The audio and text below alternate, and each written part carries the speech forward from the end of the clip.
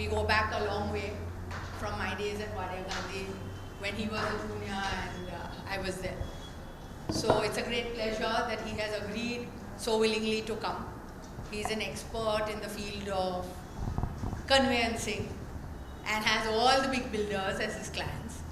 So I think you will benefit a lot from the knowledge that he proposes to impart to you. And thank you, Dhaval. Thank you, Farzana. And just one more thing. If any of you are going to answer questions, please use the mic because otherwise the recording doesn't pick it up. Thank you, Farzana. Farzana is my senior at Vadya Gandhi. When I joined Vadya Gandhi, she was one of the person who has held my hand and धीरे धीरे मुझे आगे बढ़ाया. So thank you, Farzana, for everything. So today we'll start our discussions on the topic of mortgage, I think which Bombay Incorporated Law Society wants me to conduct. All the people, all the students who are sitting here seems all at a very advanced stage, maybe in second year, third year, fourth year, fifth year. So what my thought process was that I have not come up with a script, but what we will do, we will start discussing each and every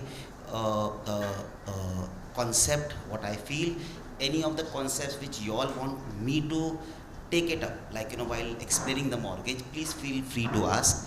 थोड़ा मैं हिंदी और English mix करूँगा. Hope everyone is fine with that. And if you all want, I can speak only in Hindi. If you all want, I can speak only in English. Generally, I speak both as a mix Hindi and English. So आप लोग को जैसे भी अच्छा लगता है आप बताइएगा. And if someone is not understanding a particular language, do let me know. So we'll start with the definition of mortgage. You want me to explain the definition of mortgage? आप लोग सब इतने advanced हो. So I think definition of mortgage may not be too much of relevance, considering you all are very, very senior students. But still, a mortgage, in effect, is, let me explain you, one of the most fundamental concept for any form of a commercial transaction. You can put it that it is one of the backbone for any commercial transaction. Because जो भी हिंदुस्तान में व्यापार होता है, generally it is all by bank funding, and there is a equity contribution, there is a debt contribution, so the debt has to be secured. The mechanism in which the debt is secured, what you refer is, it is called as a mortgage. So mortgage, we are very happy, and actually I always tell my juniors at my office also, the act which is written 1882 is still relevant when it comes to for the purpose of creation of mortgage. Way back in 1882, all the concepts introduced in this particular act is still date relevant. Not only relevant, it's more and more becoming applicable also, as in how the complexities of the transactions are increasing. So we will directly start with the definition of mortgage. I will not read the definition, but let me explain you how I see it. A mortgage. A mortgage is a transfer of an interest in a specific immovable property. So the main and the key word over here for everyone to understand, it is for a specific immovable property.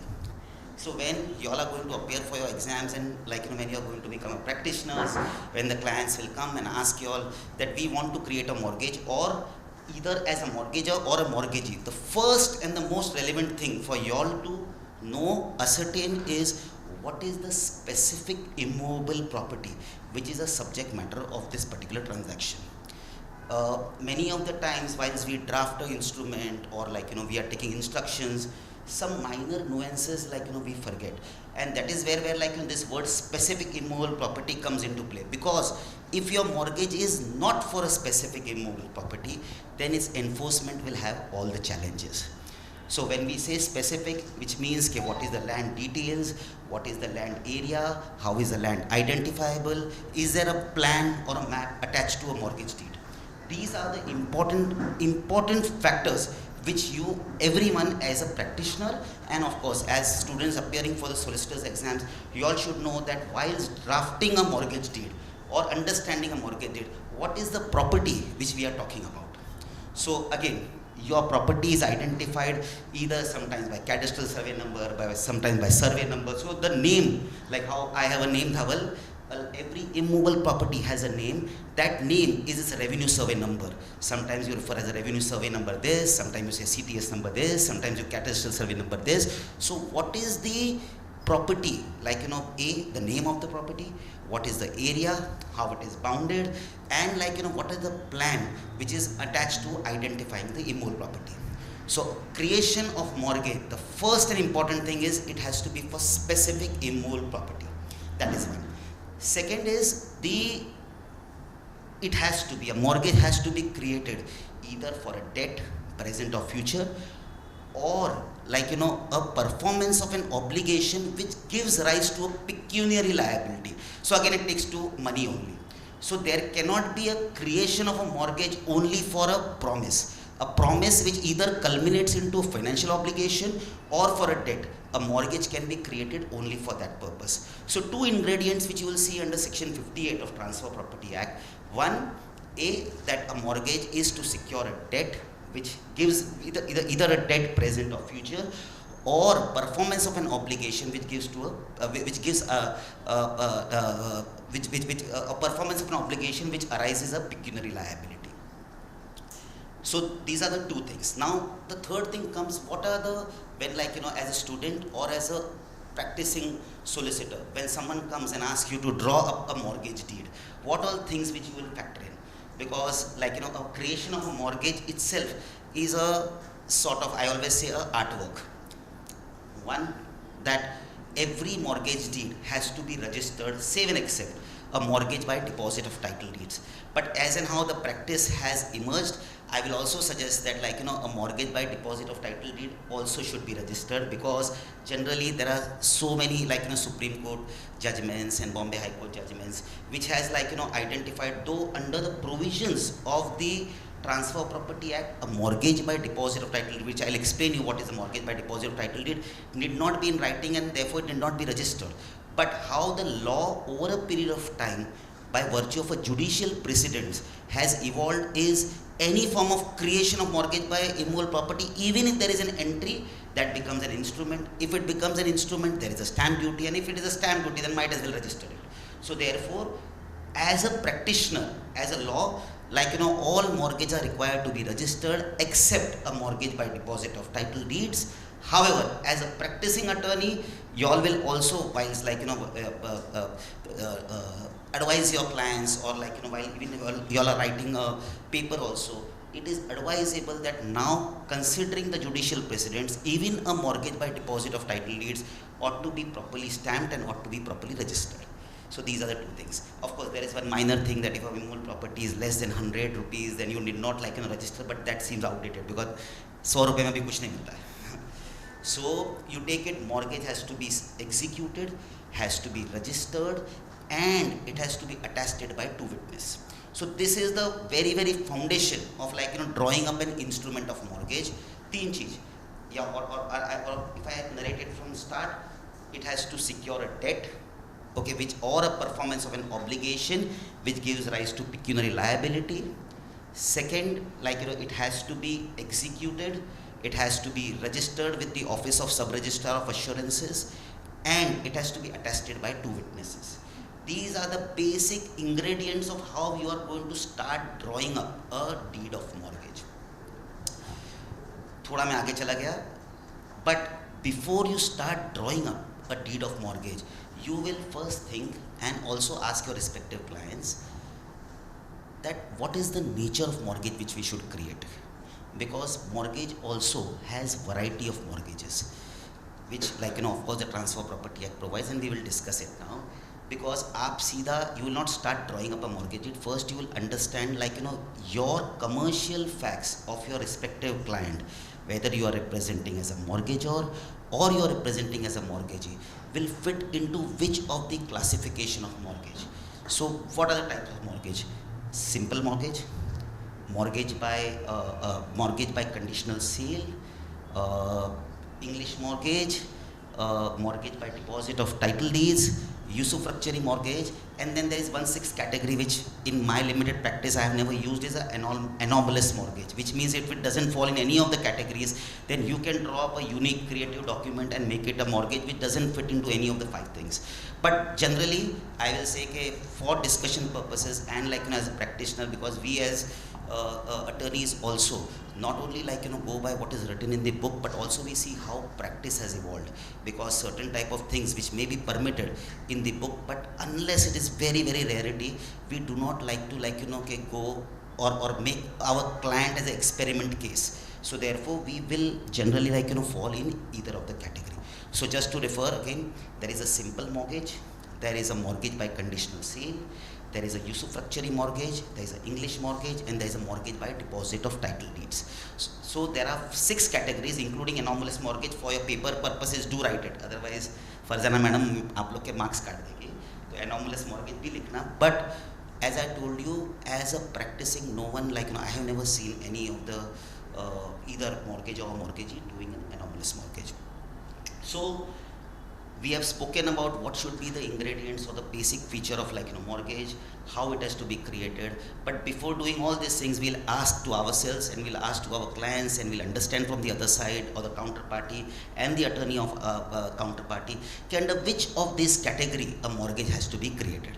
यानी अगर 5 category है तो 5 में फ़र्क तो है ही है. Every mortgage is distinct with each other. तो किसी में कोई पर्टिकुलर फैक्ट है, किसी में कोई पर्टिकुलर के सुविधा है या प्रोविजन है या बेनिफिट है या डिसएडवांटेज है. सो वील अंडरस्टैंड के in a very very nutshell what are differences of these all particular mortgage. सब लोग काम एक ही कर रहे हैं, they all are creating a security for sure. But what happens, the nature of mortgage, when we say nature of mortgage means जब आपको कोई भी mortgage enforce करना है तो आपके client को या काउंटर पार्टी को, whichever way we are representing, कौन सी सुविधा रहेगी और which will be the most appropriate way of enforcement of mortgage, and that is going to be deciding factor for you to choose amongst any of these 5 categories. So choosing which should be the mortgage is going to be first one of the most intellectual work when you are drawing up a mortgage deed. क्योंकि हम सीधा president लेके draw नहीं करेंगे, start नहीं करेंगे, हम पहले ये सोचेंगे कि हमारे क्लाइंट को क्या चाहिए. So let's start on that. So first I will ask that what are the important some broad features or I will say कि कौन से mortgage में क्या क्या खासियत है और which is the speciality. Take an example, a mortgage by conditional sale, because this is one of the mortgage which is very very less used as a commercial practice, but I feel it's a very very effective mortgage in a particular given circumstances. यानी आप लोगों ने सुना होगा कि many of the client or जब आप लोग और when you are also doing articles or even whoever are lawyers, they would have seen कि the understanding of layman towards mortgages कि मैंने ये प्रॉपर्टी गिरवी रख दी, मैं पैसा नहीं देगा और वो प्रॉपर्टी mortgage ही की. This is what we understand, that the person in whose favor you are creating a mortgage becomes an owner of that particular property, correct? And there is, and that's it. As a very very layman understanding, when people say what is a mortgage, this is what the first thing comes. Now exactly this thing happens in a mortgage by conditional sale. This is the only mortgage in which amongst all the mortgages where a person, a mortgagee, he has the ability to appropriate the property to himself. In rest all forms of mortgage, the only way of enforcement is by way of a sale, and except in usufructuary mortgage, which I'll come to. But where the only mortgage which entitles a mortgagee to appropriate the mortgage property to itself is a mortgage by conditional sale. So यानी समझो कोई client आया आपके पास और उन्होंने आपसे कहा कि सर मैं ये पैसा दे रहा हूँ किसी को, वो मुझे 2 साल के अंदर पैसा लौटा देगा, और अगर 2 साल में पैसा नहीं लौटा सका तो ये प्रॉपर्टी सर मेरी हो जाएगी. Now this if this is a say very very layman brief, then the appropriate mortgage which you will be guiding your client to create as per my knowledge is mortgage by conditional sale. Because what the definition also says, it's an ostensible sale which is getting undertaken which sale gets fructified either on a happening of a condition or not happening of the condition. However, those things are to be properly recorded in the instrument itself, where the drafting will come. But this is the only one mortgage where the person in whose favor the mortgage is created, he becomes the owner of the property on a condition happening or a condition not happening, whichever way.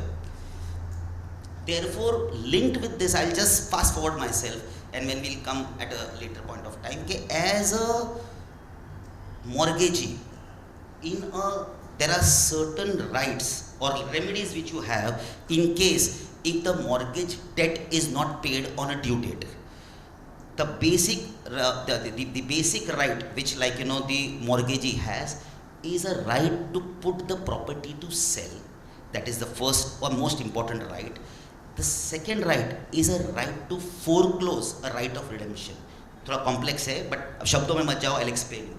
When you say a right to foreclose, and why I am using the word as or introducing the concept of right to foreclose, because this is mainly linked with a mortgage by conditional sale, because this is the only mortgage in which a right to foreclose can be exempted, can be exercised. You will just so right to foreclose मतलब क्या कि जब आपका principal money due हो गया है या mortgage date due हो गया है, उसके बाद कभी भी जब तक प्रॉपर्टी बिकी नहीं है और the mortgagee has not exercise his right to enforce the mortgage in its entirety, the mortgager has a right to redeem his mortgage. यानी उसका मतलब क्या कि समझो मैंने समझो भाई साहब से पैसे लिए, okay, and I have told him that I will repay to you in 2 years times, and I have created a mortgage on my own property. Now 2 years have elapsed, I have failed in repaying you. फिर लेकिन आपको ऐसा लगा कि नहीं चलो धवल अच्छे इंसान है, I will not enforce my right. So we wait for another 2-3 years or 2 years. But thereafter you say यार ये तो धवल पैसा ही नहीं दे रहा है.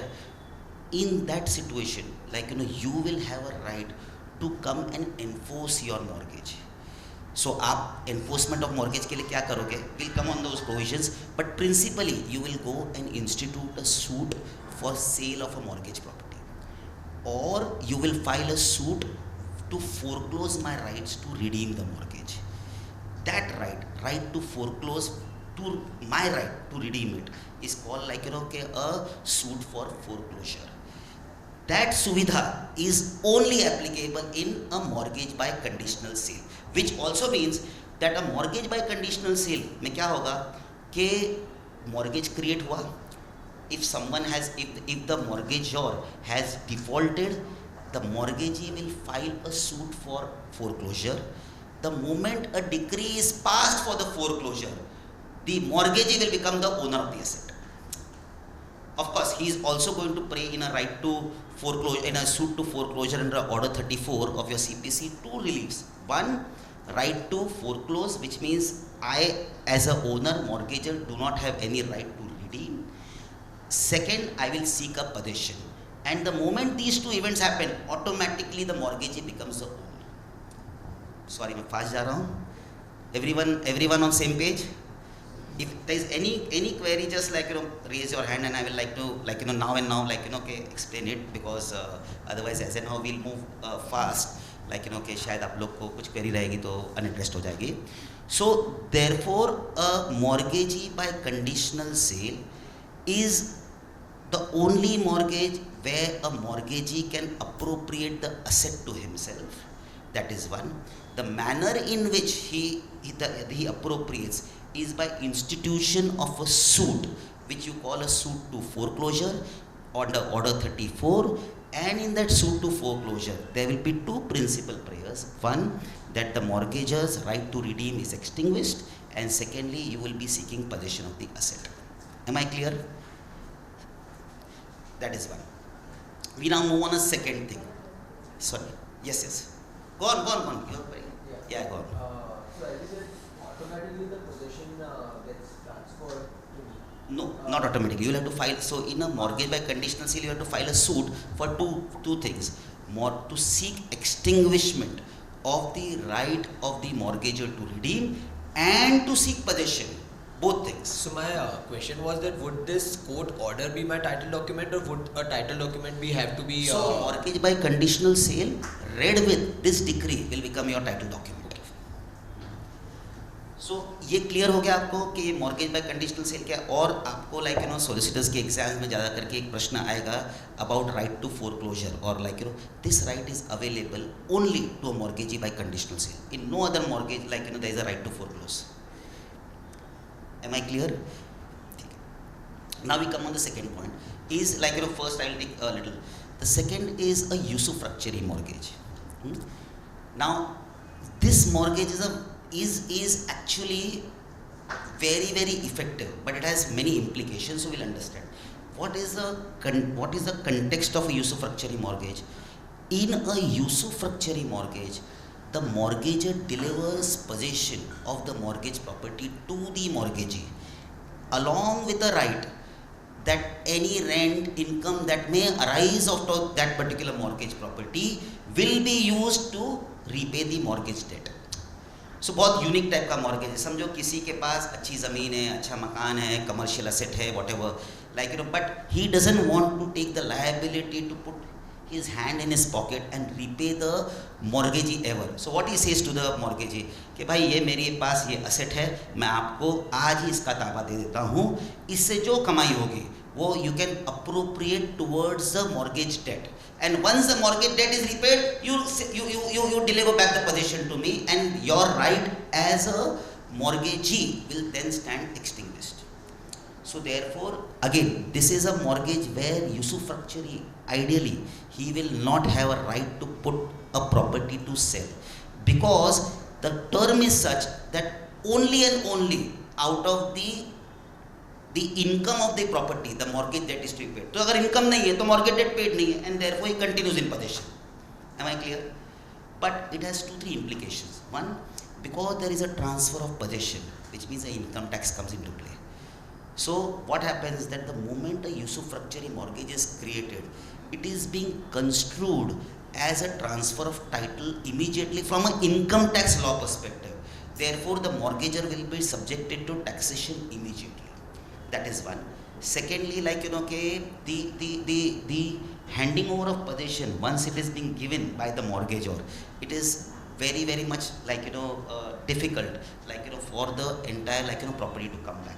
And thirdly, in a usufructuary mortgage, generally there is no outer time limit when the mortgage debt is going to be paid, because mortgage debt is to be repaid only out of the asset of the property, or only out of the income of the mortgage property. However, the mortgagor has a right at any point of time, if he has money, he can repay and take back the property. But ideally, so far as mortgagee goes, he has no other rights except to continue in possession and have the property put to such use wherein the income comes, and out of the income the mortgage debt is repaid. Clear? Remember, he has no right to foreclose, he has no right to sell. This is very important for you all to know. Any question on usufructuary mortgage? Also, one more thing just to put to you all. As I told, there is one implication of income tax. The second implication is that in a usufructuary mortgage, the instrument is going to be construed as conveyance. Therefore, the stamp duty which is going to be leviable will be fully 6% in state of Maharashtra. 5% plus there is a cess charge of 1%. So therefore, by and large, unless if there is some commercial facts which makes you do a usufructuary mortgage, in a routine banking transactions, the usufructuary mortgage is very less used. Even mortgage by conditional sale is very less used. So these two things you are going to use only if the facts of the case requires you to do it. Am I clear? Quick query hai iske upar? Now we go on the third type of a mortgage, which is simple, and therefore we refer it as a simple mortgage. Ekdam simple hai.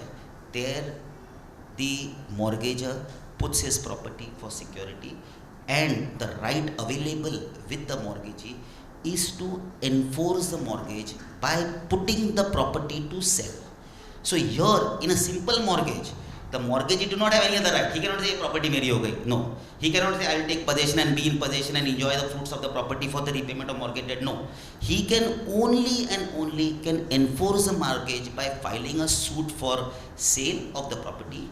And then there is, of course, I'll come on the point how the entire on a suit for sale when a mortgage property is being sold, how the money which comes out of the sale of such property has to be applied. So this is the only right available with the simple mortgage. Rest again, like as I told you, it has to be registered, all those things, the features which are common, we have already narrated. That is a simple mortgage. The similar to simple mortgage is equitable mortgage. That even, so first let me explain you what is an equitable mortgage. But for your bracketing of things or putting into various baskets, simple mortgage and equitable mortgage, the rights of the mortgagees are same. However, equitable mortgage was done at a time for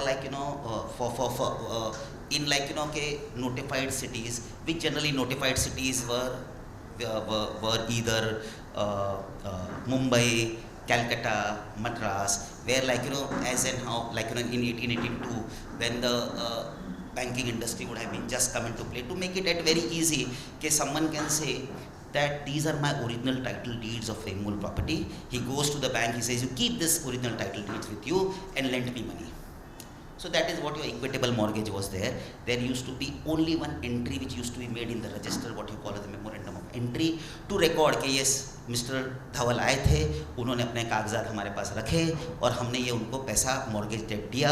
अब वो mortgage debt का term and condition क्या होता था, वो loan agreement में एक चिट्ठी में होता था. So a mortgage by deposit of title deeds is referred as an equitable mortgage. Historically, since there was no need to have an instrument, therefore there was no need for stamp duty, and therefore there was no need of registration. So it was the most simplest form of creation of security so far as the banking industry and commerce goes. There was no much formality to be done. Someone used to go to the bank, hand over the original title deeds. By virtue of that, he used to create mortgage on his own property without any further formality. However, since the advent of that particular 1882 till now, and by a variety of judicial precedents, now it has come up that even when you are creating a mortgage by deposit of title deeds, any form of recording which you do will be construed as an instrument. If it is an instrument, there will be a stamp duty, and if it is you are paying the stamp duty, then might as well you register it.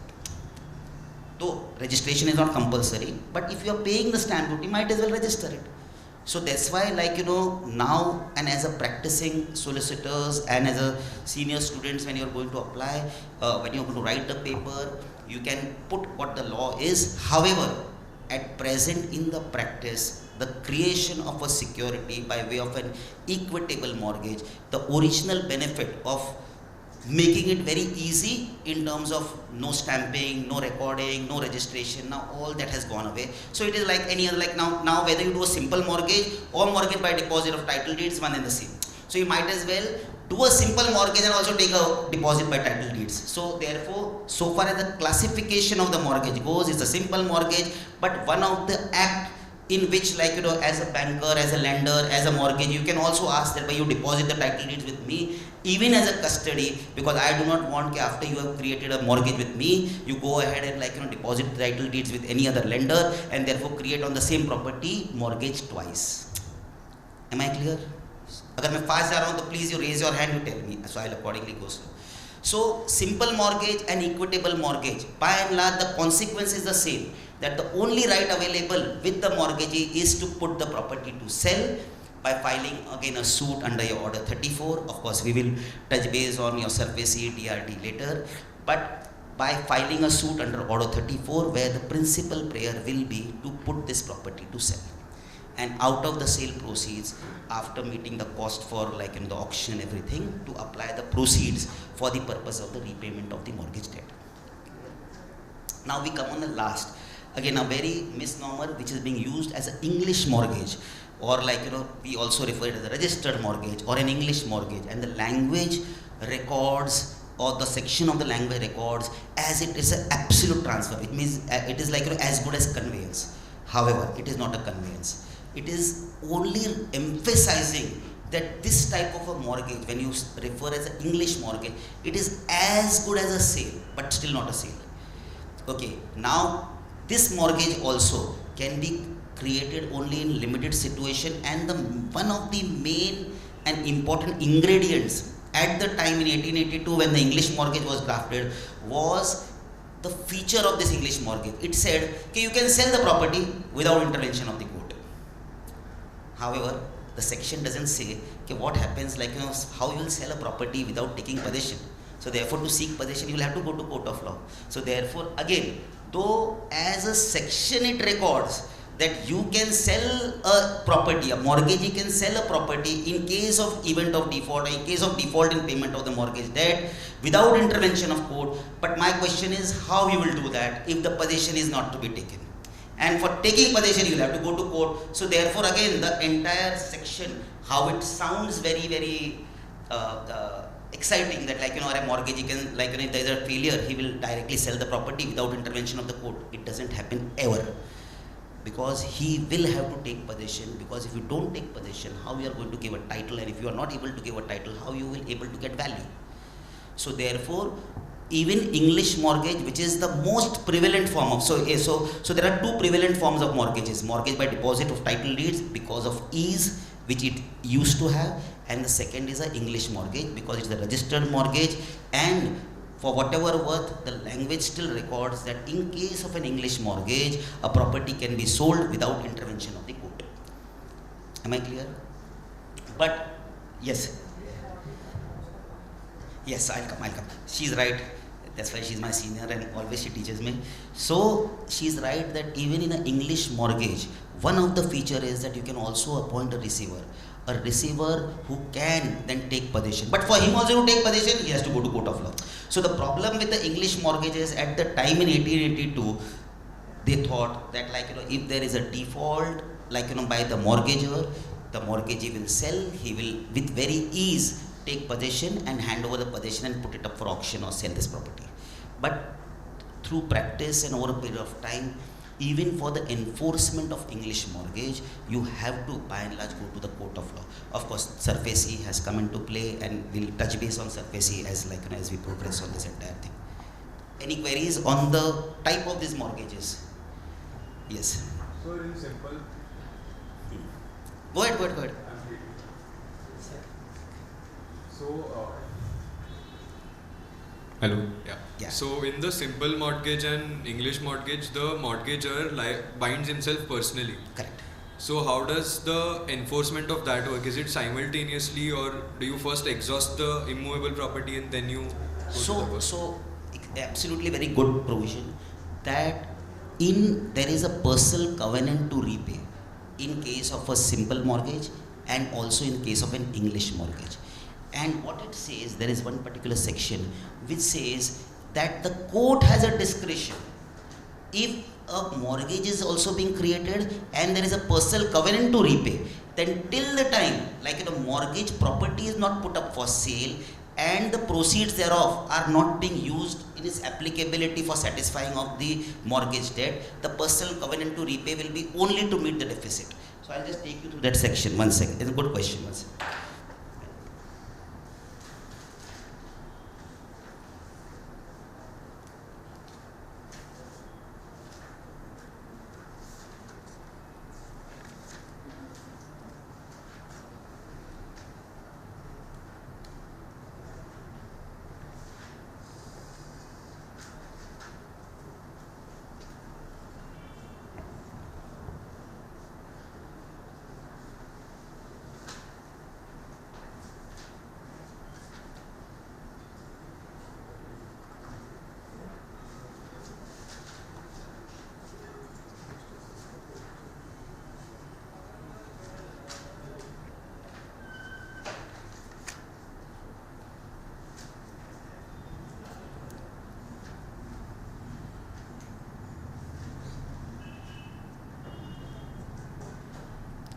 So there is a section 68. I'm just reading it for everyone's benefit because it's a nice question. So what his question is, can I get your name, please? Lai. So the question of Lai is that in a mortgage deed, in specifically these two simple mortgage and an English mortgage. Apart from creation of a security on the mortgage property, the mortgagor also gives a covenant that I will repay. So what you refer is a personal covenant to repay. Now, in such a case, when there is a personal covenant to repay, so how, like, when the mortgage is enforced, or when the or if there is any, like, dispute pertaining to the entire transaction, then how the sequence will work? So there is a section 68 of your Transfer Property Act, where right to sue for mortgage money, where if you'll see in section 68 subclause 2, where it says, where a suit is brought under clause A or B of 1, the court may at its discretion, this particular section 68 says right to sue for mortgage money. The mortgagee has a right to sue for the mortgage money in the following cases and no other, namely where the mortgagor binds himself to repay the same. Now this binding comes into a simple mortgage and an English mortgage. And then, like it other says, then what it says, if you see now subclause 2, where a suit is brought under clause A or clause B of subsection 1, the court may at its discretion stay the suit and all the proceeding therein, notwithstanding any contract to the contrary, until the mortgagee has exhausted all his available remedies against the mortgage property or what remains of it, unless the mortgagee abandons his security and necessarily retransfer the mortgage property. So therefore, the first right in case of a simple mortgage and in an English mortgage, the mortgagee has to first enforce the mortgage on the mortgage property and for the deficit sue for mortgage money. But however, this is, like, subject to the discretion of the court. So that is any other questions on this? We move to the next concept. Now we come on the concept of what are the rights of the mortgagor. Principally, there are many rights, and, like, but some of the key right of the mortgagor, what he has with respect to a particular mortgage property. The main and principal, like, आपको solicitor exams में हमेशा questions आएगा, once a mortgage, always a mortgage. What it means is, if someone has created a mortgagor in whichever fashion, usufructuary mortgage, English mortgage, which is as good as sale, mortgage by conditional sale, or simple or equitable mortgage, in any of the case, a mortgage will always remain a mortgage. A mortgage will not become a sale. Unless and until, like, there is a foreclosure or a sale remedy exercised by the mortgagee. However, prior thereto, there is an important right which is there with the mortgagor. And that right is to anyone? Right to redeem a mortgage property. His main right कि भाई मैंने property गिरवी रखी, मैंने आपसे पैसा लिया,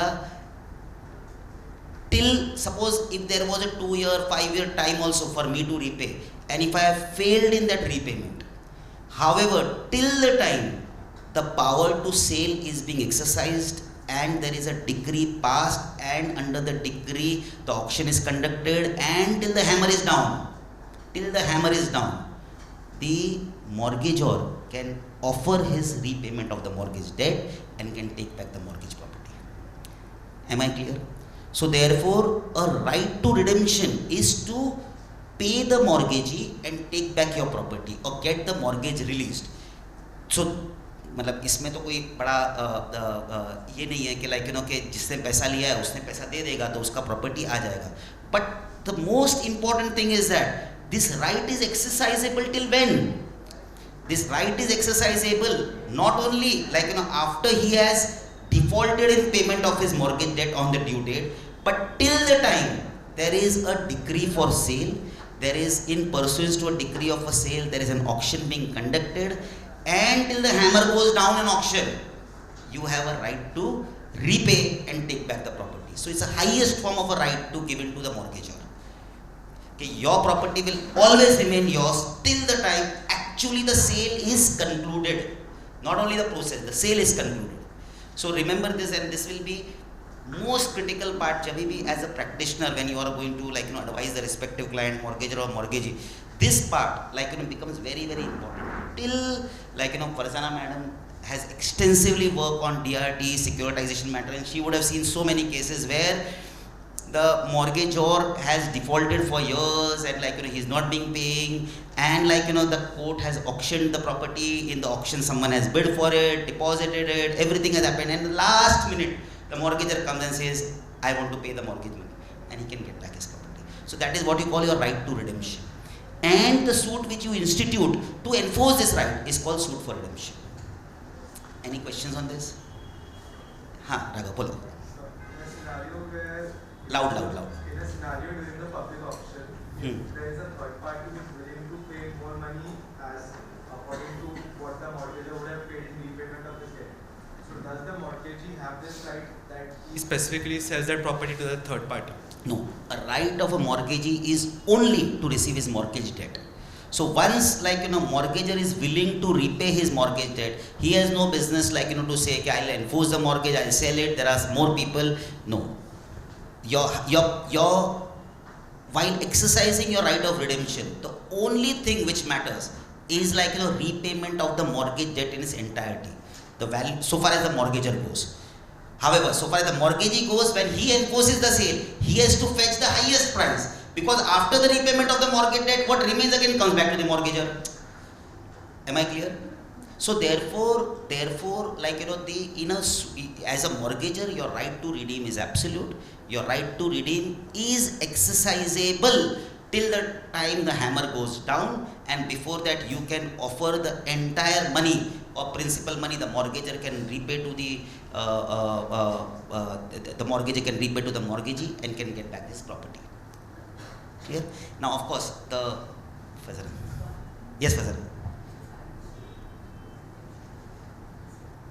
Redemption and then say pay. Is suit for redemption. So I tell you. So what Farzana wants me to explain is how your suit for redemption is crafted. For recovery of debt. That is suit for foreclosure. So either suit for redemption or suit for foreclosure. In both the case, generally you see under your order 34, the decree is being passed in two ways. One is a partial decree or interim decree, and one is a final decree. So what happens first is that, in say take an example, a right to redeem. Someone files a particular suit to say, I want to redeem my mortgage. Now the first thing which court has to decide is what is the mortgage debt, because generally the dispute comes around what is the mortgage debt, what is the interest, blah blah blah, all those things. So the computation of the sum, what is payable by the mortgagor to mortgagee, is the first thing which the court will have to decide. That is what you call as a preliminary decree or an interim decree. Once that is being passed, then the mortgagor has a right to repay that particular sum which is decided by the court as a mortgage debt due and payable, and based on that get a decree, final decree in his favor for the purpose of repayment of the for the purpose of suit for redemption. No, just for the clarification on this.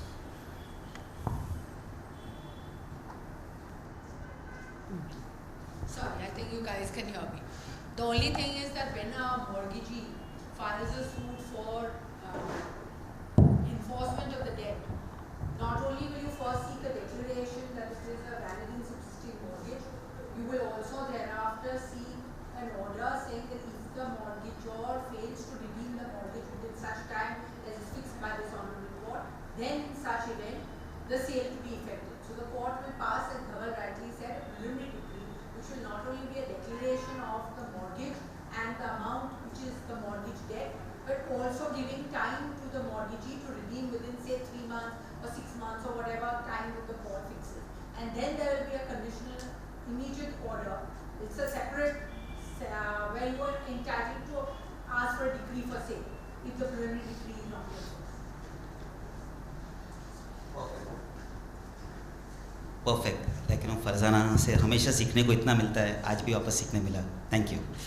So, as Farzana has said, the mortgagee, while enforcing the mortgage, what she mean, also has to give an option at the time of filing of the suit, as by way of a decree, a right to the mortgagor to redeem. Now, if the mortgagor, even in that particular suit, which is filed by the mortgagee for foreclosure or for sale, If he comes and says yes, whatever the amount is due and payable or decided by the honorable court, if like the mortgagor is willing to pay that, then even in a suit for foreclosure or suit for sale, a mortgagor can repay the mortgage debt and get back the property. Are we clear? Sure. So this is the one of the most important rights of the mortgagor, and the absolute corollary of that is a right to foreclose. This is the absolute right of a mortgagee. So mortgagee has two rights principally. I am not going into many, they all have many rights, but the principal right is a right to redeem of the mortgagor, and the mortgagee has a right to foreclose and a right to sell. The right to foreclose is what? Where he seeks an extinguishment of the rights of the mortgagor to redeem his property. That is what you call a foreclosure. And a suit to be filed to enforce that right is what you call as a suit for foreclosure. Now, as I told you, the suit for foreclosure is applicable only to,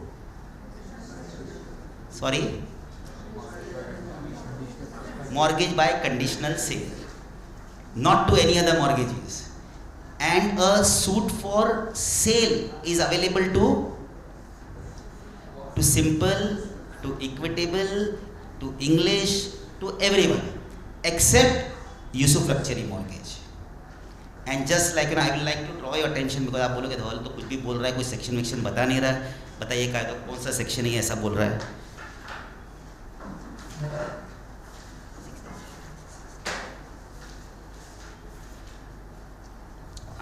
So what I am saying you can find in section 67, where of course it's all in absence to the contract to the contrary. The mortgagee has at any time after the mortgage money has become due to him and before a decree has been passed for the redemption of the mortgage property, or the mortgage money has been paid or deposited as hereinafter provided, a right to obtain from a court a decree that the mortgagor shall be absolutely debarred of his right to redeem the property, or a decree that the property be sold. Now you will see nothing in this section shall be deemed A, to authorize any mortgagee other than a mortgage by conditional sale or a mortgage by anomalous mortgage by the term to foreclose or to institute a suit for foreclosure, or an usufructuary mortgage or mortgage by conditional sale as such to institute a suit for sale.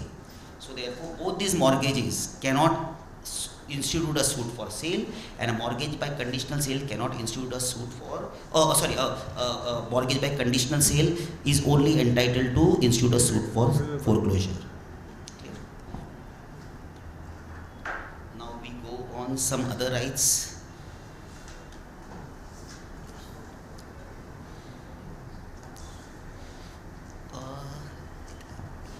So therefore, as Kaidok is guiding me, that there is a law of limitation also, during which a suit for foreclosure, suit for redemption and suit for sale has to be filed, and the Kaidok presentation देंगे, वो तो हमेशा दे सकते हैं, अपन लोग से बात करेंगे हाँ.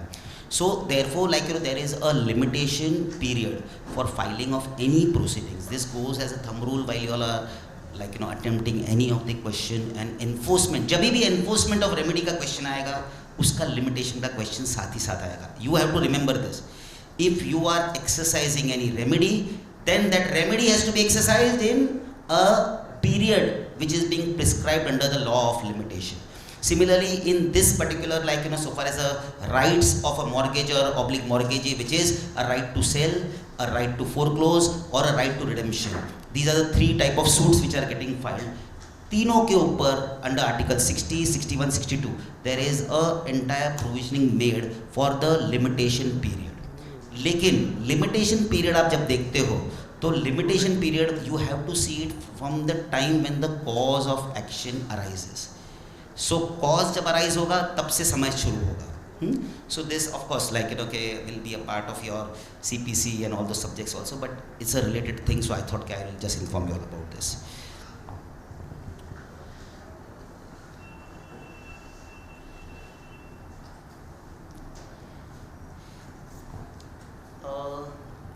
One more, some of the rights, when you all are going to as a practitioner also see that say take an example, I have mortgaged a property to lay. Now I have a right to redeem the mortgage, correct? But for some reason I do not have money to pay to you. So my mortgage debt is due and payable. I go to Kaidok. She is my friend. I say, Kaidok, can you repay the money to him? She says, okay, I'll do. But in that case, you get the entire mortgagee's right transferred to me. Okay, so that particular right is also available to mortgagor. So mortgagor can redeem, or he also can get the mortgage rights as a commodity transferred to Kaidok. Now आप लोग को ऐसा लग रहा होगा बहुत छोटा point है ये, but there are financial products of banks which are all modeled on this concept, where the lender who lends the money to the borrower, he has a business that after a particular book is being created, he sells the entire debt along with the entire right to another bank. So these are on these principles, the financial products are being created by various banks. So therefore, जैसे mortgagor के पास right है, mortgagee के पास भी right है पूरा का पूरा mortgage debt बेचने का. Similarly, mortgage has a right to say कि rather than I redeeming the mortgage, I will say my friend, any of the other lender or anyone to come and repay the debt, and in which case the mortgagee will be entitled to transfer the entire mortgage to the other lender. Is this clear? Why these are all relevant? Because you all will understand as and how you all will further study the subject and also as practice, that on each of these concepts a financial market is created. There are products offered by various banks, institutions, investors, FDI, everyone, which are all modeled around all this. So therefore, कहने के लिए बहुत simple section है और 1882 का है, but it is even applicable today. And it is applicable, and financial products are created on this basis. That's why the relevance of this. So therefore, as we have said that there is an obligation to transfer to third party instead of retransferable to mortgagor, that is also right available with the mortgagor. Now, again some small points, but still I will like to put it.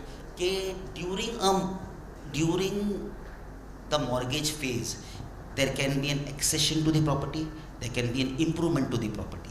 So unless that there is a contract to the contrary, everything, but unless that is not there, the accession made to any mortgage property or any improvements done to the mortgage property also will inure to the benefit of the mortgagee.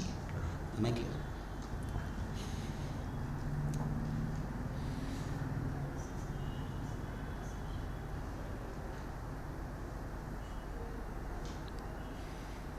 So now just so these were the basics on हमने बात किया how the mortgage is being framed, or the essential, what is mortgage, how the essential features of mortgage, sort of types of mortgage, types of rights of the mortgagor and mortgagee, the nature of the remedies which are available with that.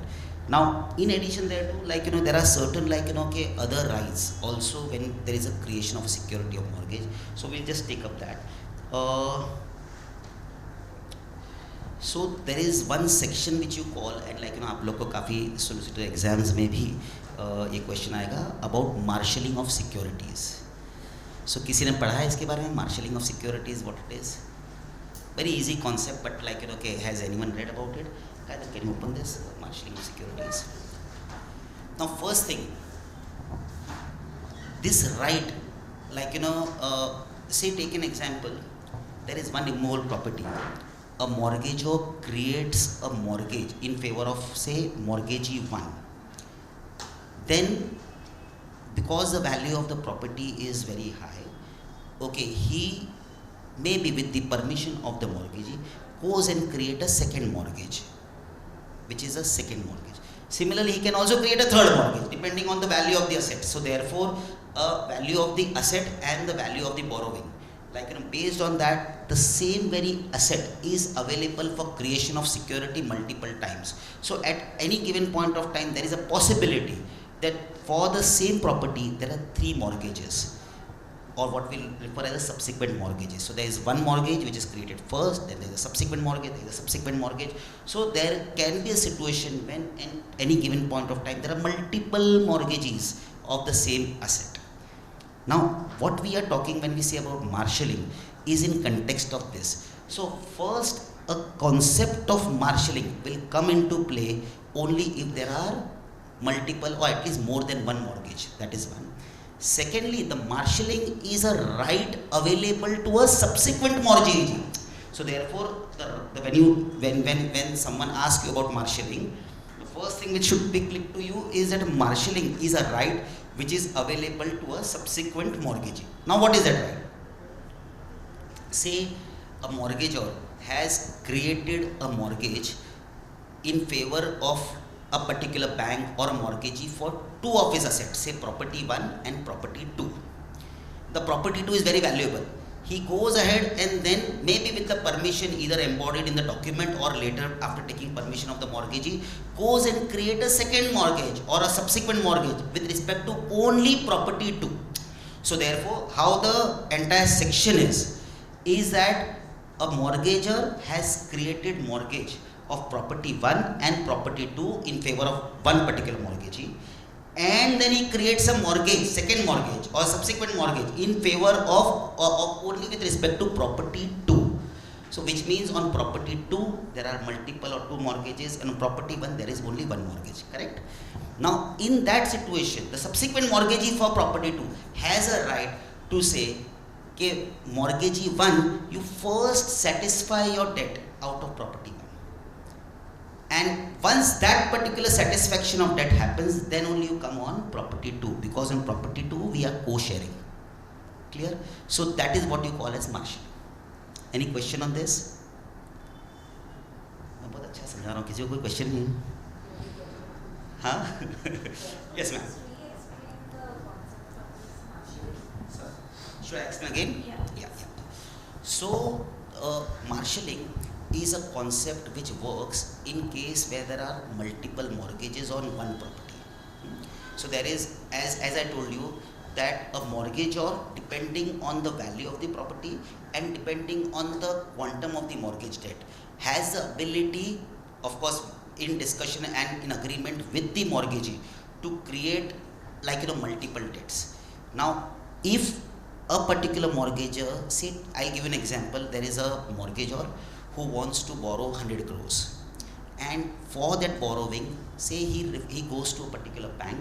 A bank says that I will give you 100 crore provided you mortgage your property A and you mortgage your property B as a security.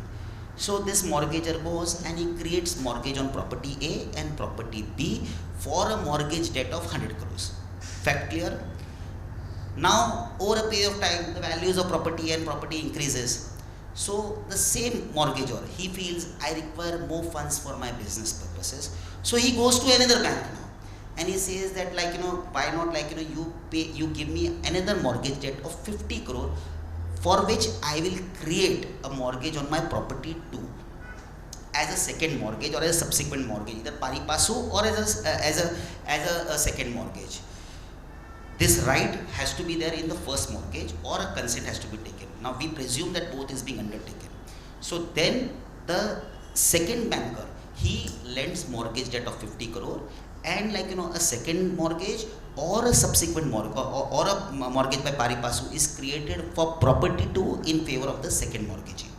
Correct? So now the facts are that there is one mortgagor creating mortgage on two properties in favor of mortgagee 1, and the same mortgagor creating a security on property 2 as a second mortgage. So for property 2 there are two mortgages, and property 1 there is only one mortgage, correct?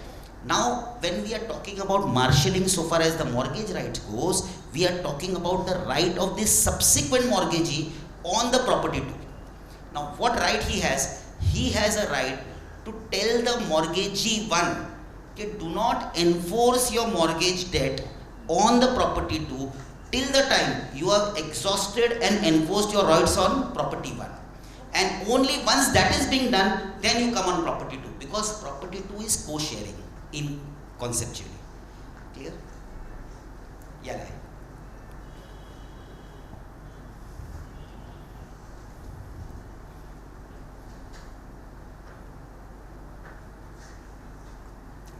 Yes. So,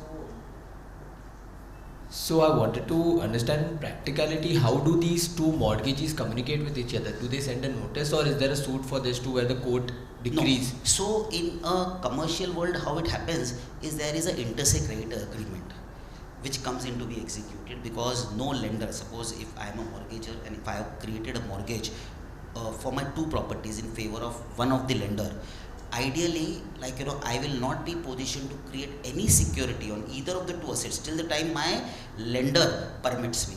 And if my lender permits me, then there is going to be a inter-creditor agreement between my lender 1 and lender 2, which is going to define all these things. So that is also financial product, financial model where you refer, like Farzana madam ने बहुत किया, as a consortium banking. There are 5 bank है, उन्होंने एक बड़े कोई बहुत बड़ा प्लांट लगाना है, कोई 1000 करोड़ का, 2000 करोड़ का, सो 5-6 बैंक मिलके उसको पूरी फंडिंग करते हैं. सो जब वो फंडिंग करते हैं, there is a inter se creditor agreement which comes to be executed, and the inter se creditor agreement has to make provisioning of all these things, and if it is not made, then this particular section comes into play. Yes, ma'am. What happens if property one is not sufficient to satisfy the mortgage debt for the first mortgager, and even if they were to share property too, both mortgage debts cannot be fully repaid? What happens then? So therefore, first he will exhaust from property 1, and then whatever remainder is there, he is also going to enforce the property 2, but only sequentially prioritizing in terms of what has to be enforced first. So this is a right of a subsequent mortgagee to in effect to say, कि भाई mortgagee 1, you first enforce your mortgage out of the property which is not mortgaged to me. Once that is being done and still your mortgage debt is not repaid, then of course you have a right to enforce the property 2 also. Clear?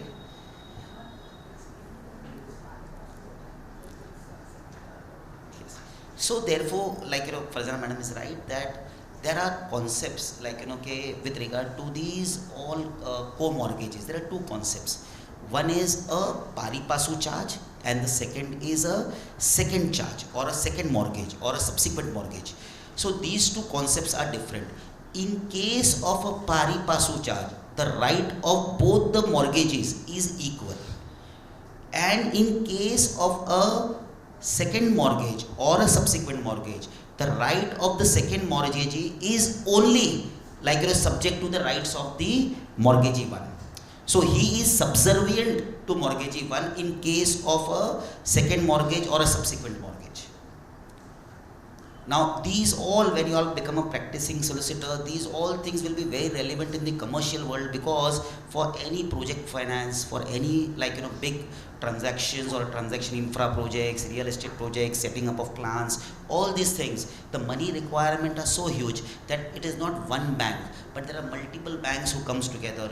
They create securities not on one asset but multiple assets of borrower. So there are multiple lenders, there is one borrower, and there are multiple properties. These all things become relevant in those contexts.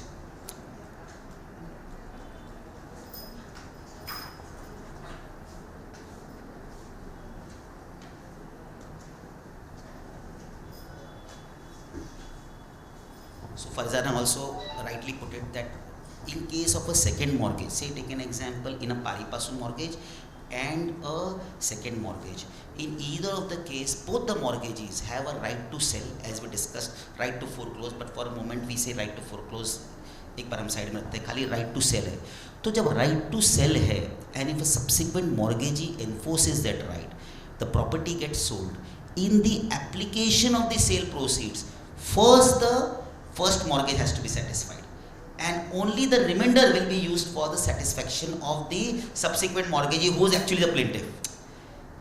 Correct? So therefore she is right that sometimes these interplays are such that though the subsequent mortgagee is going to fight this battle, he is going to win also, but still he will have to first service and repay the principal debt or the mortgage debt of the first mortgagee, and whatever is the remainder that is going to be utilized for the subsequent mortgage.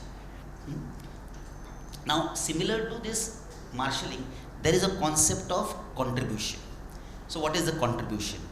Now say take an example, say historically there were two brothers who both have an interest in one immovable property, but their interest was specific and distinct, which means there is one property of which there are identified demarcated two co-owners.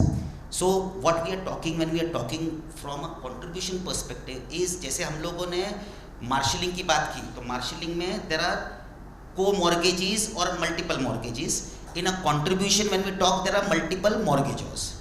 So first thing when we are talking about the contribution we are talking in context of there being co-mortgages or multiple mortgagors.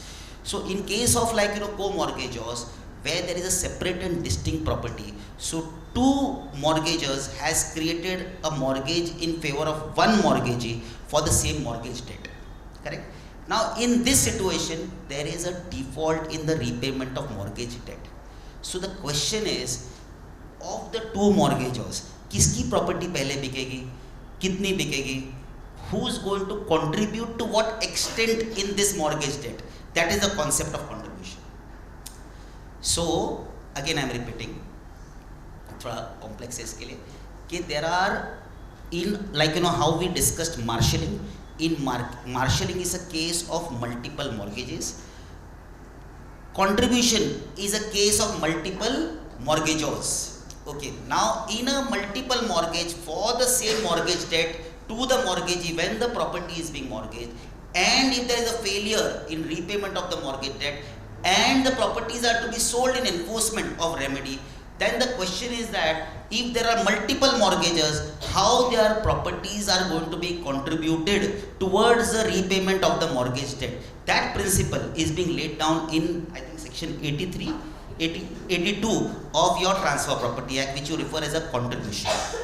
So it principally says, of course, unless contract to the contrary, the contribution has to be ratably, which means that अगर समझो if there are two co-owners and they both have a separate, distinct and unequal rights, कोई 70% owner है, कोई 30% owner है, तो जब enforce होगा तो सेम प्रपोर्शन में होगा, 70 में और 30 में. अगर इक्वल है तो 50 में 50 में. ऐसा नहीं होगा कि लाइक कि एक की प्रॉपर्टी पूरी मॉर्गेज डेट करने में सेटिस्फाई हो गई और बाकी को छोड़ दिया, ऐसा नहीं होगा. This is a right of a co-mortgager to call upon the mortgagee that you cannot enforce only my property. You will have to enforce the mortgage of like my other co-mortgager also, and my property will only contribute to the extent of this much of your mortgage debt, which is rateable and not the entire mortgage debt. ये clear हुआ? All very smart. मैं खुद नहीं समझ पाता हूँ, सब लोग समझे. Any queries? Yes, yes, sir. Yes. Be loud, be loud. Yeah. In a scenario, let's say it's the same 70-30 ratio and the co-mortgager who owns the 30% share decides to enforce their right to redeem and offer the full value of the property including the 70% share. Will the owner of the 70% share have some liability towards them irrespective of whether there's a contract or not? So I'll come on that concept also, which is a third concept, which is a right of subrogation. So therefore there are three concepts over here. One is marshalling, the other is contribution and the third is subrogation. यानी अगर आपका रेटेबल value या आपका mortgage date का हिस्सा अगर मैं पे करता हूँ तो जो मॉर्गेजी का आपके पास अधिकार था I will stand substituted. That is what you call right of subrogation. So in all these cases of multiple mortgagors and multiple mortgages, there are three important rights: marshalling, contribution, right of subrogation, and there is a concept of tacking also, which I will take you all to. What is tacking? So in sir, what you are saying, if a 30% property owner की property में से पूरा mortgage debt satisfy हो गया, so far as like that particular mortgagor is there, he will stand substituted to the mortgagee for 70% from the co-mortgager one. Clear है? Which means he can ask the co-mortgager, okay, you pay me 70% or I will have a mortgage on your property to that much extent. That is a right of subrogation. So when we come on that, we will take it up. Sorry, ma'am. Just be loud, ma'am, sorry.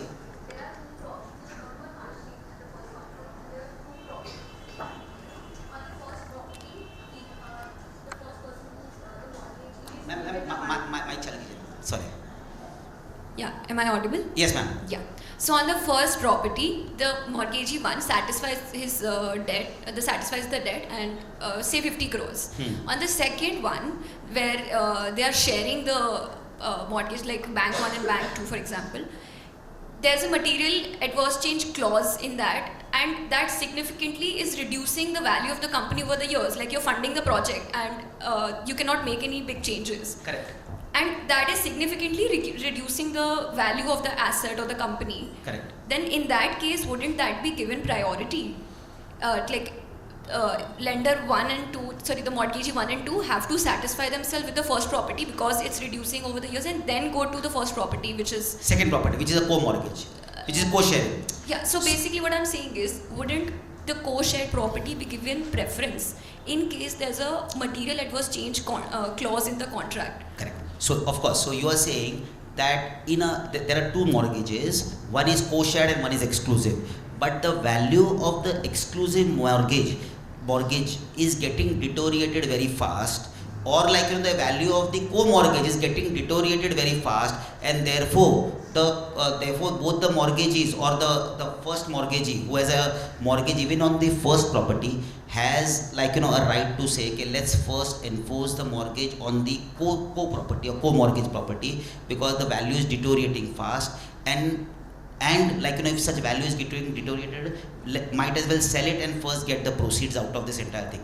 It can be done provided the sufficient clauses are being drafted in either your intercredit agreement or in cases of a mortgage in the first mortgage and in the second mortgage. So this clause will be made applicable only if there is no contract to the contrary. So just you understood, ma'am? So what you are saying is right, and these type of things, there are multiple such things which will have to be thought through and will become a part of an intercreditor agreement. Because if it doesn't form intercreditor agreement, then we'll have to go specifically only on this section.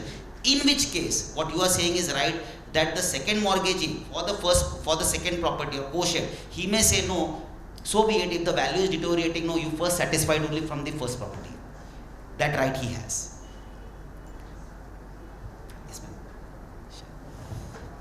So we discussed marshalling and we discussed contribution. Contribution everyone has understood.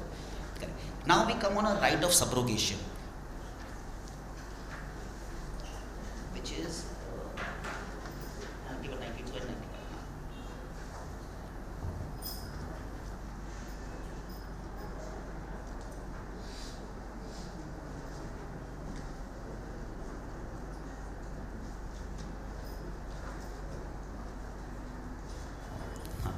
So the right of subrogation is very important right again, which that's why I will introduce the whole concept to you, that the right of redemption, what we discussed about, there is a particular section which subsequently comes, I think, which is section 91, which says who can file a suit for redemption. So therefore it is a right of a mortgagor to redeem, but there are other parties other than the mortgagor who can also file a suit for redemption. Now who can be those people? Those can be a subsequent mortgagee also, someone who has like a co-owner also, जैसे शहर ने बताया, or there can be other people who are interested in the mortgage property.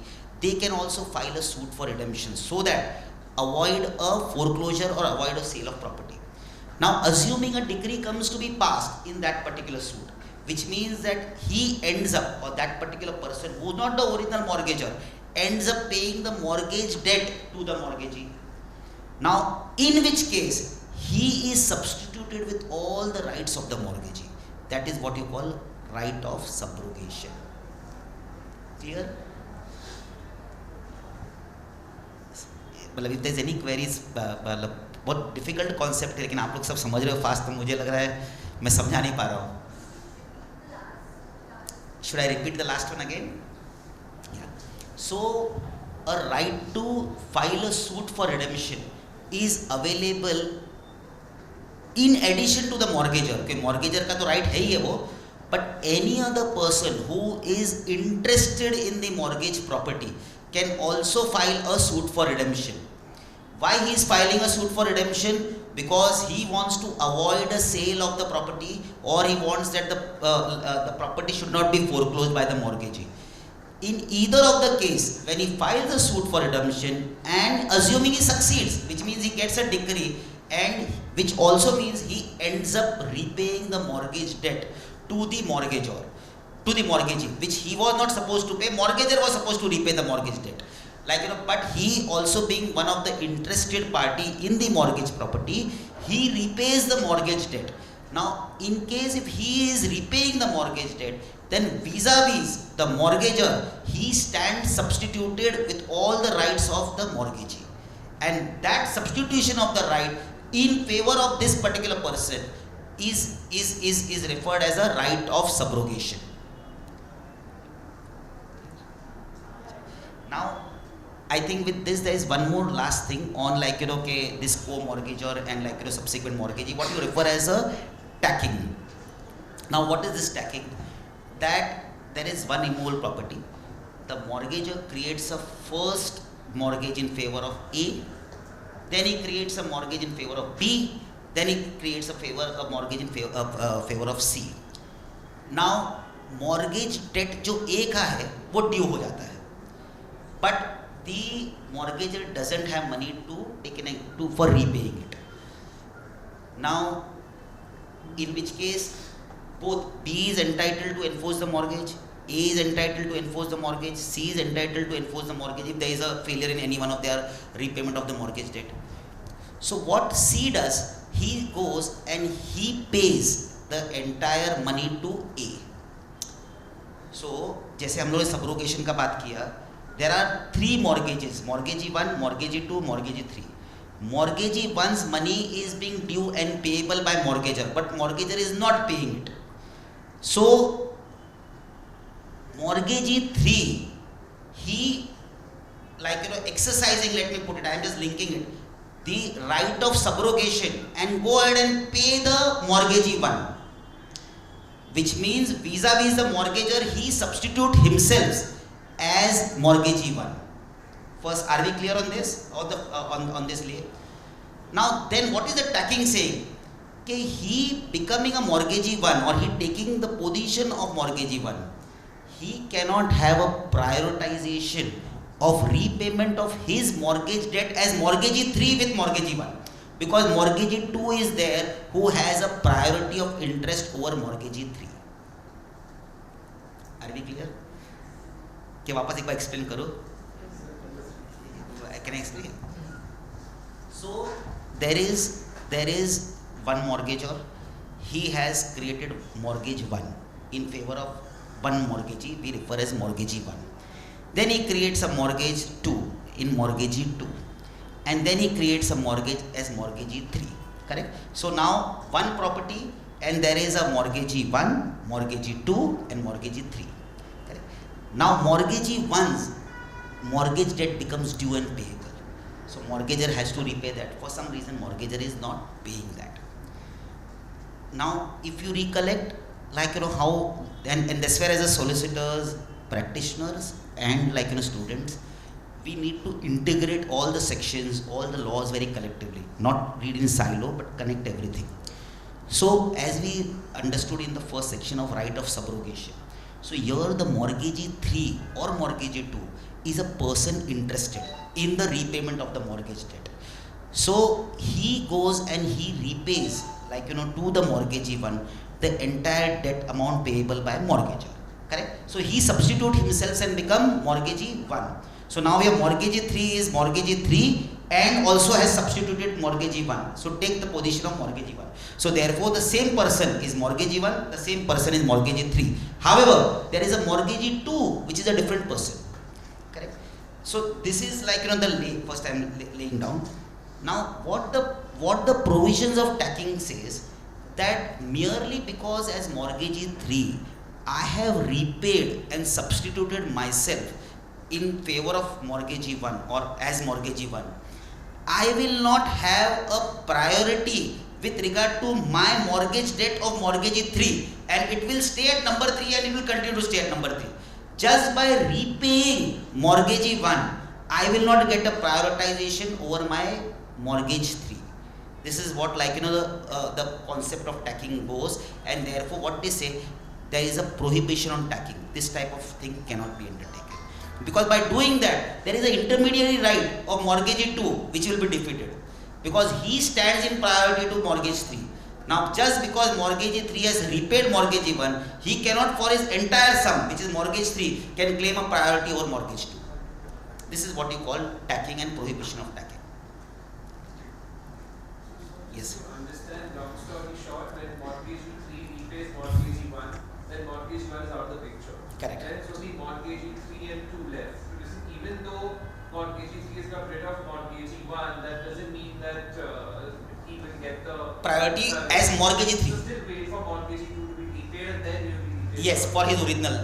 Perfect. Super. So this you have understood.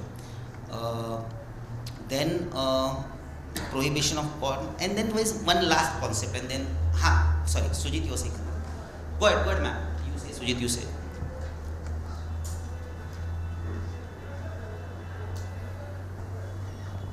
So in that scenario, C, I believe, is also subrogated in the stead of A. Correct. C may have a distinct debt at C, but he is also at this instance subrogated as A. So can he exercise his rights of that he has attained through subrogation with respect to that first debt in priority to B? Correct. So you are right. That's what it says. Okay, by subrogation, he gains the right of first. So he, for the mortgage 1, he gets substituted. So now he is a mortgage 1. So that is going to be paid. But just because he is getting paid for mortgage 1, he cannot prioritize for mortgage 3. That is what, it's said. So this is just a general question. Yes, ma'am. Is tacking, you said there's a prohibition on tacking, but is it only the prohibition in respect of immovable properties? And is this a concept exclusive to immovable properties? Yeah, this concept is exclusive of immovable property. And it cannot be, and there's a prohibition on it. So yes. we cannot apply it to any other. No, it can be made applicable, but by making necessary contractual provisions in a movable asset also. In a movable asset also. So in a movable asset, see, these concepts are applicable for immovable property if there is because it is recorded. Now the same concepts you can also import into movable assets also, but for movable assets, there will be a contract which is going to govern that, and this principle can come there. So just I may be wrong when I say this, but in IBC, when there's a waterfall and the government creditors are trying to claim themselves trying to get to position 2, and they're much below at the waterfall. Could this provision be applicable in solving that? So it can be done, but two things. One, the right of subrogation exercised by mortgagee should not fall within the what we refer as a sunset provisions. 12 महीने पहले या 24 महीने पहले, this transaction should not have occurred from the date of admission of insolvency. Because any transactions which are being undertaken within those particular provisions of 12 months and 24 months, that all become subjected to either preferential transaction or fraudulent transaction. So therefore then we'll have to meet up the test also. So just to answer your query, these concepts can be undertaken in an IBC. I think your query, if I understand properly or rephrasing it, in an IBC provisions when mortgagee 3 has substituted as mortgagee 1. Yes. And thereafter the company goes into insolvency and the prioritizations have to be checked with regard to waterfall and payment to be made under IBC. Yes. Whether this particular transaction can be seen as fraudulent transaction or a preferential transaction. Exactly. Is that the question? Exactly. Yeah. So that, yes, if it is falling within this particular provision of sunset provisions of 12 months and 24 months available for the respective remedies, then yes, it can be scrutinized. However, even if scrutinized, since the mortgage debt is being paid in its entirety, so therefore here there is no question of valuation. Where any transaction can be questioned either as a fraudulent transaction or a preferential transaction, where there is a question of valuation. In this case, there is no question of valuation because the mortgagee 3 is paying the entire mortgage debt of mortgagee 1. So therefore, whatever is due and payable gets paid and he gets substituted. So therefore, even under insolvency laws, this particular transaction will stand the test. Go ahead. I have a follow-up to this question. Yes. So under IBC, all the mortgagees will be secured creditors and therefore will form a class and will be treated equally. So then there is no question of priority, right? Under IBC. So we'll do one thing. I just answered this query now only. I was to take this question later, but or the when under IBC, specifically now when we say IBC, the provisions of IBC are applicable to incorporated bodies, to partnership firms, to individuals. So first what we are talking about is an incorporated body, and especially a company. A company which is in a IBC, which means against whom an insolvency petition is admitted, correct? So that is your question, that there is a company against whom an insolvency petition is admitted, and against that particular company there are multiple mortgages. Then your question is that whether all those multiple mortgages will be equal. Is it your question? Yes. No, they are not going to be equal. In a IBC provision, where a company goes into or admitted into insolvency, the mortgagee has two rights. So the right one of a mortgagee is that he can stand outside the insolvency, which means he can say, okay, yes, this company has gone into insolvency, I do not want to participate in insolvency. I will enforce my mortgage. On enforcement of mortgage, whatever I can get my mortgage debt repaid, I will take that, and the remainder I will give back to the CIRP or the company for distribution as per their mechanism. Clear? Or the mortgagee can very well participate in an insolvency, in which case he will have to first cede his security to an extent, saying that now how he is going to be put is that the workers payouts have to be made. I think some 24 months wages and everything, workers payouts have to be made. Second, then all the secured creditors who are there, they are going to be repaid proportionately or ratably. Thereafter, then the other provisions are there, and then whatever the remainder is there, again in the remainder they all will have a share in equality. So therefore, depending on the choice or election which a mortgagee makes, he can either enforce his mortgage on the specific immovable property, stand outside the bankruptcy, or he can participate in bankruptcy. If he participate in bankruptcy, then virtually he gives up his security, and then he will be getting money, but from the secured asset also, whatever the money comes, he is going to still be repaid, and in addition thereto, he is also going to participate in the remainder value if his mortgage debt is not fully paid. But ideally, how we have seen, and because of the company's insolvency, उसका मतलब ही ये है कि company के पास ज़्यादा पैसे नहीं हैं, and all his assets or businesses are deteriorated. In that case, as a mortgagee, you should always stand outside the insolvency and enforce your mortgage rights on the property. That is how it should be done. Any questions? Yes. So when you say stand outside the IBC, yeah. So which means he did not cede his security, and he can say I am not going to allow my security to be given up. I will exercise my power to sell on this particular immovable property, and on the sale of the immovable property, how the monies are to be applied, my mortgage debt is going to be repaid, and whatever balance is there will be repaid. So secured creditor did not participate in the entire bankruptcy process in that manner. So that's why he's saying he can stand outside the bankruptcy and can enforce his rights vis-a-vis his security. So wouldn't moratorium or any kind of... So yeah, no. So therefore, whenever company is in IBC and there is a secured creditor, the moratorium will be applicable on enforcement. So therefore, he will have to either take a leave of the court and enforce the security, or he'll have to wait for the moratorium to be over. Either of them. Anyone else? Now with this, the one more last concept is there is of charges. So the concept of we have discussed about the mortgages and the forms of mortgages. Now akin to a mortgage, but a little less in terms of the nature of right, is a charge.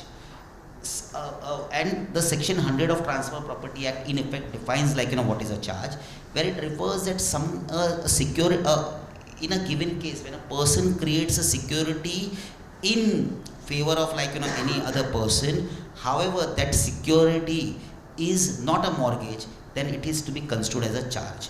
The rights of the charge holder are akin to a simple mortgage. I also sometimes wonder why someone will only create a charge and not create a simple mortgage. But this provisioning is there because there can be in some facts of the case or commercial applicability where a mortgage is not created. But while we are interpreting the document, we can form a view though it is not a mortgage because it doesn't have the ingredients of all the mortgage creation, but it can be construed as charge. And if it is a charge, then all the rights which are available to a simple mortgagee will be applicable to a charge holder. Any questions on this? Now, one or two small other things that whilst we draw up a mortgage document, when we understand the concept of the mortgage, we also need to integrate some of the other laws also with the mortgage. Now, the applicability of the enforcement of mortgage by way of suit for foreclosure or suit for sale, though the rights are there, but considering there were, as in how our country has grown and there were a lot of defaults which were happening, I think the lawmakers thought that that so far as the banking transaction goes, where there is a banks and public institutions and monies of the public involved, a separate right or separate law has to come into place for the enforcement of their rights. And that's where earlier the DRT law and subsequently a SURFACE law, both the laws are still applicable, working in different domain, but mainly now SURFACE Act has come into play. A SURFACE right especially is giving special forms of rights of enforcement to a mortgagee. In addition to the rights which are available to a mortgagee under Routine Transfer Property Act, lot of rights are being provided on a secured creditor. They can enforce their rights by resorting to SURFACE. So now no more you will see a mortgagee filing a suit for sale in High Court or City Civil Court. You will see that all of them are exercising only their remedies by way of adopting to a SURFACE process. Or if the value is deteriorated, then they take the borrower generally into an insolvency. Though insolvency is not a recovery code, but still one of the remedy is available with the lender or the creditor to exercise. But the principal now remedy which is available so far as the institution goes is a SURFACE law. It has a lot of rights where not resorting to the court also, how a sale can be undertaken. So therefore two important things are there in SURFACE.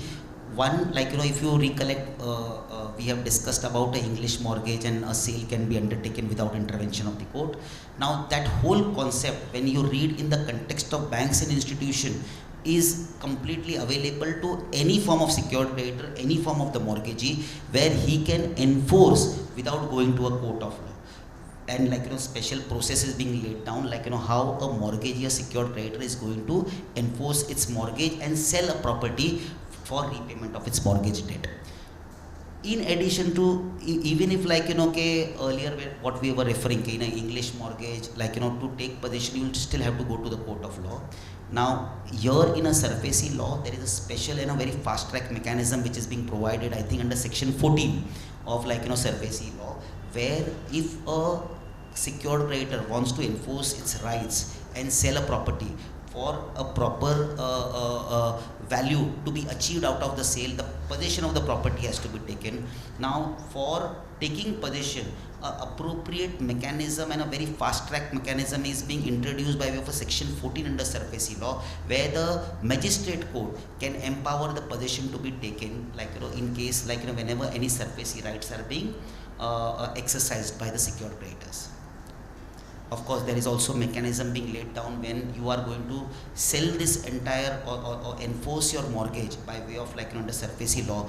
There is a concept of private treaty, there is a concept of public auction, which also, just to put it to very brief, all the sales principally has to be undertaken by way of a public auction. If the public auction fails, then there is a remedy available to even sell by way of a private treaty.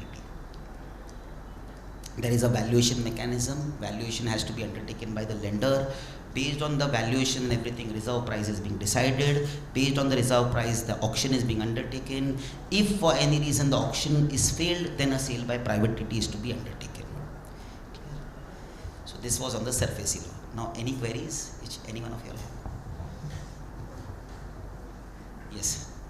So earlier you said that the court will have discretion to decide whether the mortgagee can go personally for the personal guarantee or with respect to the mortgage debt. Correct. That was in respect of a suit for redemption or Yes. sale. Correct. So will DRT be deemed to Yes. be court? No. So therefore, like okay, when it comes to banks and financial institution and SARFAESI law, no such privatization is there. Like a lender for a banks and institution can enforce all the rights collectively at different juncture, and like there is no privatization. First you will have to enforce the mortgage by way of, first you have to enforce the mortgage, and then there is a repayment of the mortgage money by way of a personal covenant. That is true for Transfer Property Act, available between two private contracting parties. But now when banks and institution comes who has a special protection available under SARFAESI, they can, once there is a default, they can go all out on all concepts. There is no privatization. Yes. Sir, what can be peculiar circumstances where a mortgagor would prefer to file a suit than to go into DRT proceedings? Or is there any? No, only as I told you, okay, the DRT or like SARFAESI is available to banks and financial institutions. They are the protected categories.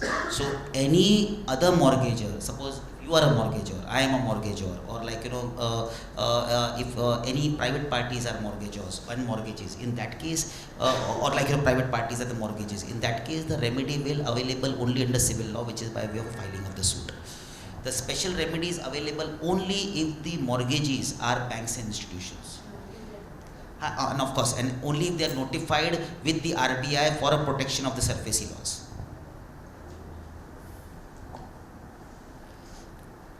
Any other questions? So I'll end my session. If there is any query, any follow-up questions, anything, do let me know. Like okay, I'll share my email IDs with you all.